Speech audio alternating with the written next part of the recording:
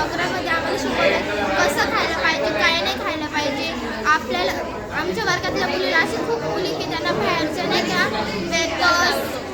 Vapours chips असं वेगळं ते काय इतर खातात. तर आम्हाला त्याच्यामध्ये शिकवलं ते वेपर्स खायचं पुरं त्याच्या मागचं ते काय लिहिलं ते नीट वाचून घ्यायचं. तर आमच्या वर्गातल्या मुलीला ओरिओ बी खूप आवडायचं त्याच्याविषयी बी टीचरने शिकवलं.